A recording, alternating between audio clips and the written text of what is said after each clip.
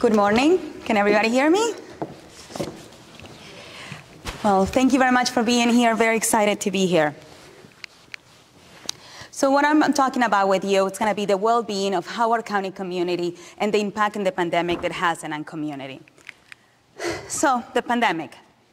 What's the first word that comes to you when you think about the pandemic? Well, that was the first image that came to me when I thought about the pandemic. What the pandemic meant to all of us, what the pandemic meant to me, what the pandemic meant to you. What I saw working at Grassroots, I saw isolation, fear, sadness, a lot of frustration, rage, anxiety, shock, agitation, and distress. How was that possible? How did the world change on us? One of the most interesting things that I found during this time was exactly what the world happened to change on us. And the world temporarily closed. It just closed.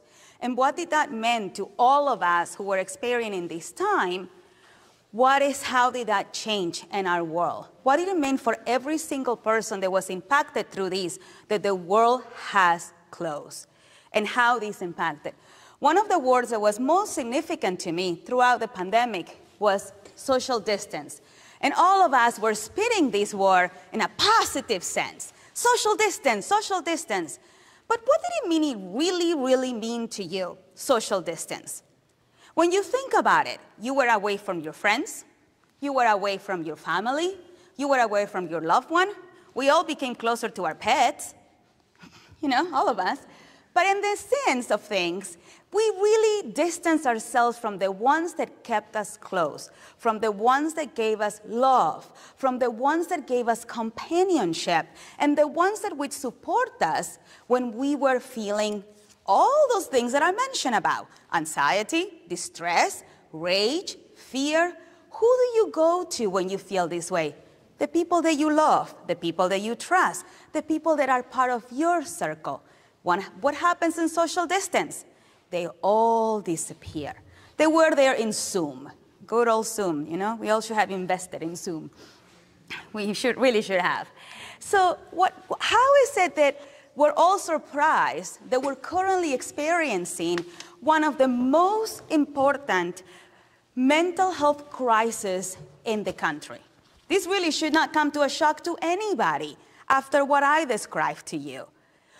We have seen an increase in mental health symptoms in all ages, across the lifespan, across all of the communities in the United States.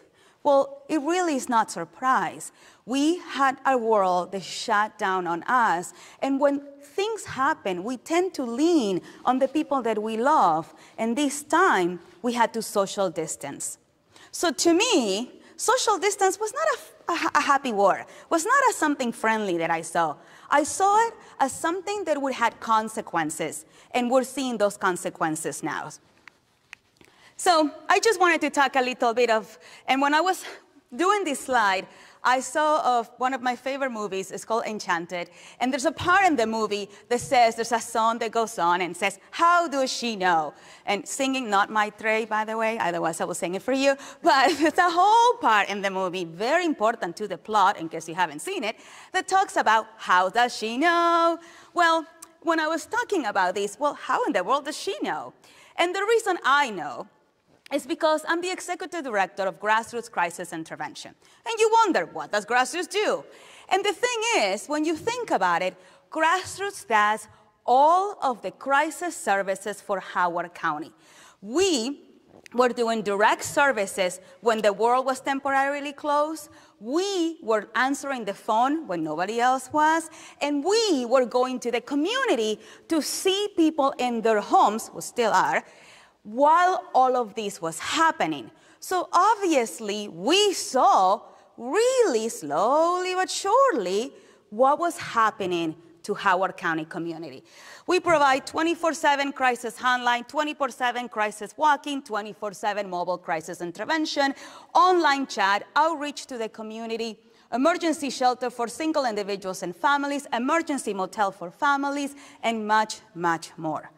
So as the pandemic develops, we start seeing changes. Changes that we have not seen before, needs in the community that in a way they were very surprising to us. So here we are, thinking about it. And something that I want to mention here. One of the first indicators that something was changing for us was the phone calls. In 2019, in the entire calendar year 2019, we received 32,000 phone calls. In 2020, we received 40,000. 2021, we went up to 55,000. And at the rate that we're going in 2022, at the end of the calendar year, we are going to be at 58,000 calls. That means that in these 4 years that you see in there, the calls have increased by 76%. What do these years have in common? The pandemic.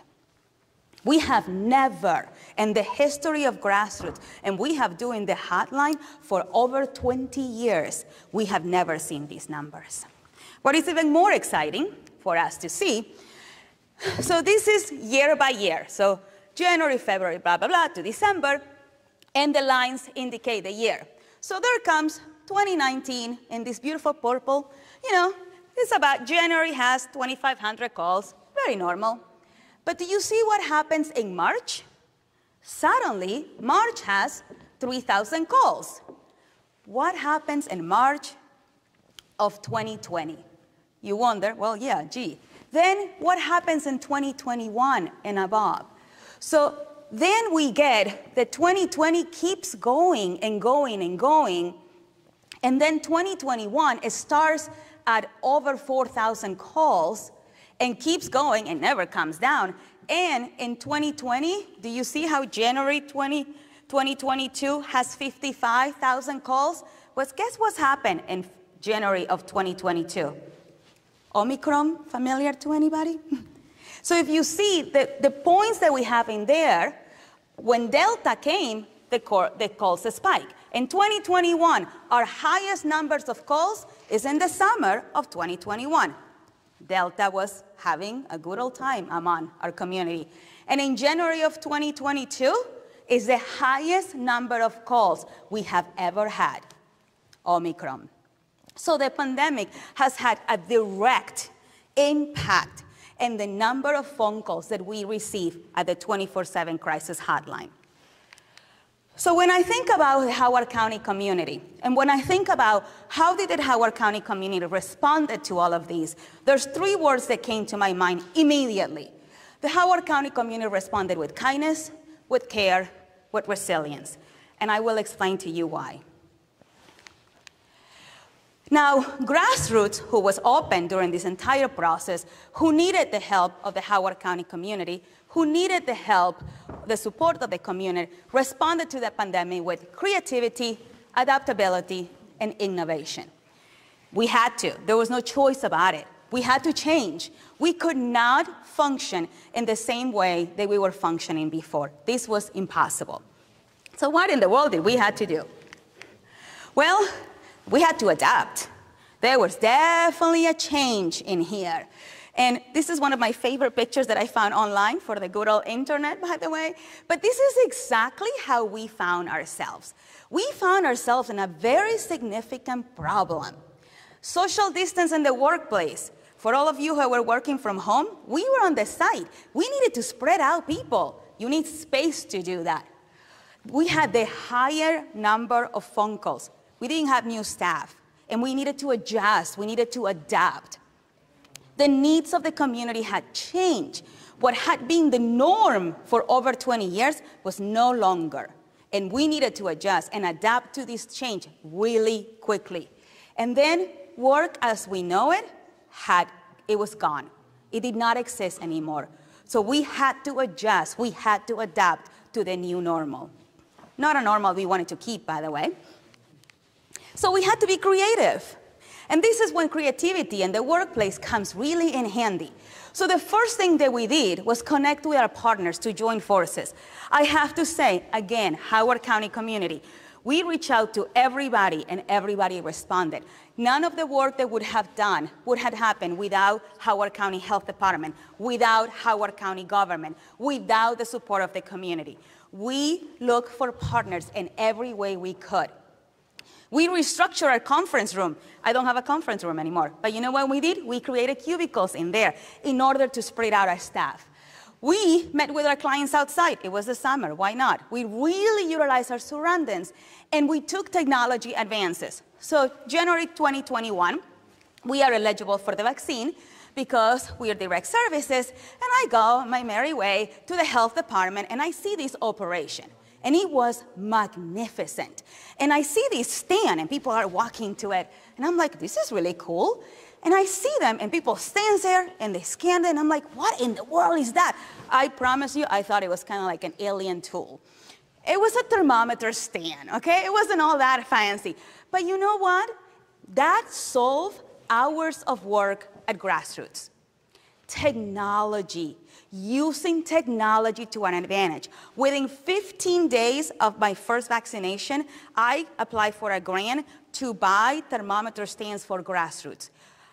The way that we process the world changed drastically. People come in, they get their temperature, they go on their merry way. Before, the poor nurse had to put on her gloves, get the thing, take your temperature. It was painful. Now, it looks beautiful. So technology did came on our favor. Innovation. You would not believe these. We made rooms out of cubicles. Incredible things happen when you put your brains together to create new things. We needed to separate the clients in the shelter, but that would mean to cut the shelter in half in the middle of a pandemic. So somebody came up with the idea, why don't we make private rooms? And we said, yeah, we would love to, construction costs. And somebody said, no, we can make them out of cubicles. We built 20 rooms out of cubicles. We were able to surpass our shelter capacity using cubicles, believe it or not. And then just a quick run of how things change. And this would not have been possible without the support of Howard County government, Howard County Health Department, and Howard County residents. We decided, okay, we need to change. Things have to be done way differently now. Since March 2020, we have distributed, we have never done this, 10,000 bags of food to individuals that experience homelessness. We have provided 2,452 nights of motel nights. We never had those numbers.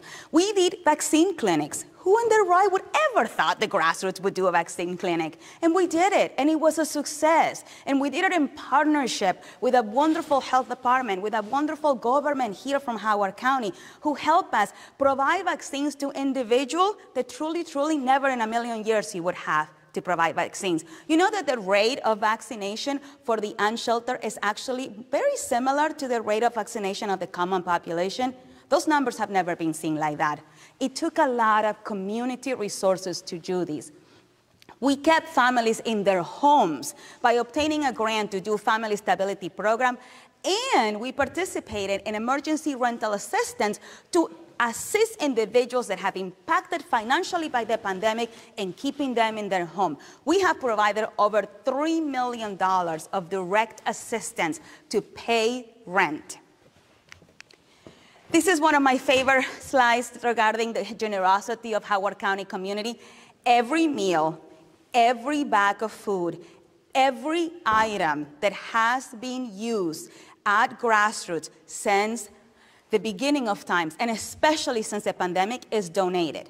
We do not purchase. Anything that you see on those pictures is donated to Grassroots.